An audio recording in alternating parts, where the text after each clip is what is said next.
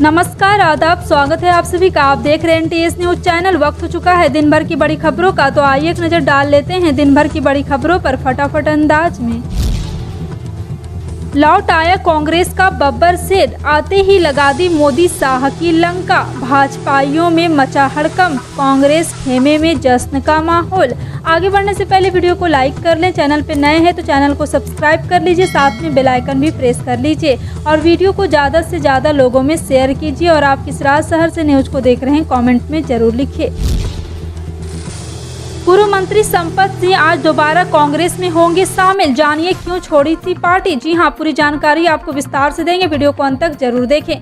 बता दें कि हरियाणा के पूर्व मंत्री संपत सिंह आज दोबारा कांग्रेस पार्टी में शामिल हो रहे हैं। संपत सिंह ने रविवार को हिसार के आजाद नगर स्थित सामुदायिक केंद्र में बैठक कर कार्यकर्ताओं को अपने इस फैसले के बारे में बताया। पूर्व मंत्री संपत ने कार्यकर्ताओं की मीटिंग में कहा कि वे हरियाणा कांग्रेस विधायक दल के नेता पूर्व मुख्यमंत्री भूपेंद्र सिंह हुड्डा और हरियाणा प्रदेश कांग्रेस कमेटी के अध्यक्ष उदय भान के नेतृत्व में कांग्रेस पार्टी में शामिल होंगे। उन्होंने कहा है कि अपने पूरे जीवन में पूर्व उप प्रधानमंत्री चौधरी देवीलाल के सिद्धांतों और आदर्शों का पालन किया है। पूर्व मंत्री प्रोफेसर संपत सिंह ने अपने आगामी राजनीतिक सफर की घोषणा कर दी है, कांग्रेस में वापसी। उन्होंने कहा, मैंने यह फैसला मुख्य रूप से किसानों के हितों को ध्यान में रखते हुए लिया है। 6 बार के विधायक सिंह ने 2019 में कांग्रेस छोड़ी थी और बाद में भारतीय जनता पार्टी से जुड़े रहे। हालांकि उन्होंने दावा किया कि वो कभी भी औपचारिक रूप से सत्तारूढ़ पार्टी में शामिल नहीं हुए। उन्होंने कहा है कि कुछ समय तक भाजपा से जुड़ा, हालांकि मैं कभी औपचारिक रूप से इस पार्टी में शामिल नहीं हुआ है। देश में पिछले 24 घंटे में कोरोना संक्रमण के 18,738 नए मामले सामने आए। 40 मरीजों की मौत हो गई। 18,558 मरीजों के स्वस्थ होने से इस महामारी से निजात पाने वालों की कुल संख्या 43,48,410 हो गई है। देश में सक्रिय मामलों की संख्या 140 बढ़ जाने से इनकी कुल संख्या 1,34,933 हो गई। इस बीच देश में आज 20,62,17,994 करोड़ टीके लगाए जा चुके हैं। कॉमनवेल्थ गेम 2022 में भारत का बेहतरीन प्रदर्शन जारी है। रविवार यानी कॉमनवेल्थ गेम के 10वें दिन नीतू ने गोल्ड मेडल हासिल किया, जिसके बाद भारत के गोल्ड मेडल की संख्या 14 हो गई, जबकि अभी तक 11 सिल्वर और 17 ब्रॉन्ज मेडल भारत जीत चुका है। भारत के नाम कुल 42 मेडल हैं। साथ ही अमित पंघल ने 58, 48, 51 किलो भार्गव के फ्लाईवे मैच फाइनल में गोल्ड हासिल किया है। अमित ने इंग्लैंड के मैकडोनाल्ड को 5-0 की मात दी है। भारत के कुल गोल्ड मेडल की संख्या अब 15 तक पहुँच गई है। आपको बता नीतू घांगसा ने इंग्लैंड की बॉक्सर को मात कर 48 किलो कैटेगरी के हरियाणा की इस बॉक्सर ने इतिहास रच दिया है। पंजाब में सत्ता जीतने के बाद दिल्ली के सीएम अरविंद केजरीवाल का अब सारा ध्यान गुजरात विधानसभा चुनाव पर है। बता दें कि आम आदमी पार्टी के संयोजक अरविंद केजरीवाल गुजरात के बड़ौदा पहुंचे। यहां उन्होंने एक सभा को संबोधित किया। संबोधन के दौरान केजरीवाल ने कई बड़े वादे किए। केजरीवाल ने कहा, जैसे दिल्ली में रोजगार दिए वैसे ही गुजरात के हर बेरोजगार युवा को रोजगार देंगे। जब तक रोजगार नहीं मिल जाता तब तक हर महीने 3,000 रुपये बेरोजगारी भत्ता देंगे। 10 लाख सरकारी नौकरियां तैयार करेंगे। पेपर लीक के खिलाफ सख्त कानून भी बनाएंगे।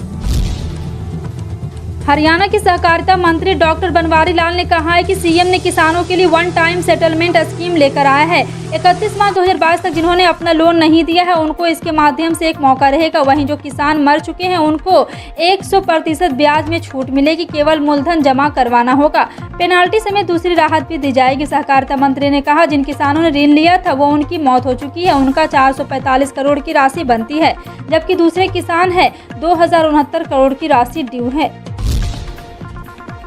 महाराष्ट्र के नागपुर हवाई अड्डा क्षेत्र में शनिवार को बिजली गिरने से इंडिगो एयरलाइंस के 2 इंजीनियर घायल हो गए। अधिकारियों ने यहां बताया है कि अहमदाबाद लखनऊ इंडिगो की उड़ान 6E7197 नागपुर के रास्ते हवाई अड्डे पर उतरी। जब इंजीनियर अमित अंबातकर और ऋषि सिंह टैक्सी जांच कर रहे थे उसी वक्त यह हादसा हुआ। अधिकारियों के अनुसार बारिश हो रही थी जब शाम करीब 5:30 बजे अचानक हवाई अड्डा क्षेत्र में बिजली गिरी और दोनों वायरलेस से जुड़े इंजीनियर बिजली के संपर्क में आने से घायल हो गए।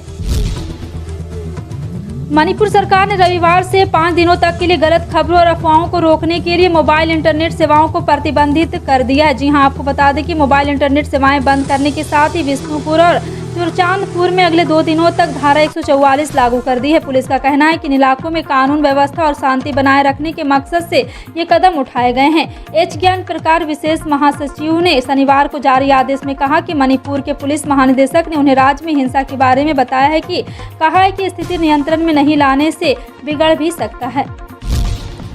दिल्ली में राष्ट्रपति भवन के सांस्कृतिक ऑडिटोरियम में प्रधानमंत्री नरेंद्र मोदी की अध्यक्षता में नीति आयोग की गवर्निंग काउंसिल की 7वीं बैठक हुई। इस बैठक में छत्तीसगढ़ के मुख्यमंत्री भूपेश बघेल सहित कई राज्यों के सीएम शामिल हुए।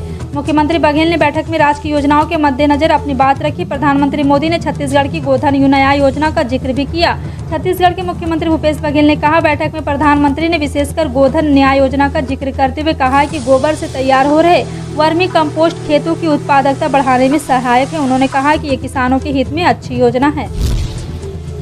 भारतीय अंतरिक्ष अनुसंधान संगठन ने 7 अगस्त को देश का नया rocket small satellite launch vehicle launch किया। ये लॉन्चिंग आंध्र प्रदेश के श्रीहरिकोटा स्थित सतीश धवन स्पेस सेंटर के लॉन्च पैड 1 से की गई, लेकिन रॉकेट अपने लक्ष्य तक नहीं पहुंच पाया। इसरो का कहना है कि इसके सारे चरण सामान्य रहे, लेकिन जिस ऑर्बिट में इसे स्थापित होना था वहां तक नहीं पहुंचा। वो सैटेलाइट अब किसी भी काम का नहीं रहा। इसके फेल होने की वजह का पता कर लिया गया है। अब इसके समाधान की दिशा में कार्रवाई भी की जाएगी। उपराष्ट्रपति चुनाव में एनडीए के उम्मीदवार की जीत पहले से तय थी, लेकिन इसके बावजूद विपक्ष ने अपना प्रत्याशी मैदान में उतारा। वजह साफ थी कि वह विपक्ष के तौर पर लड़ते हुए दिखना चाहता था, लेकिन वह इसमें सफल नहीं रहा। विपक्ष के पास इस चुनाव में खुद को मजबूती से पेश करने की कोई ठोस रणनीति नहीं दिखी। नतीजा यह हुआ कि चुनाव विपक्ष प्रदर्शन बेहद खराब रहा, जबकि एनडीए का प्रदर्शन पिछली बार से भी बेहतर हुआ। यह घटना एक बार फिर साबित करती है कि विपक्ष बटा हुआ है तथा किसी भी चुनाव में उसके लिए एकजुट हो पाना आसान नहीं है। फिलहाल आपका इन सभी खबरों पर क्या कहना है, कमेंट सेक्शन में टाइप करके जरूर बताएं। इसी तरह की पल पल की अपडेट जानने के लिए जुड़े रहें आप अपने NTS न्यूज चैनल से। मिलते हैं अगली बड़ी खबर में, तब तक के लिए जय हिंद।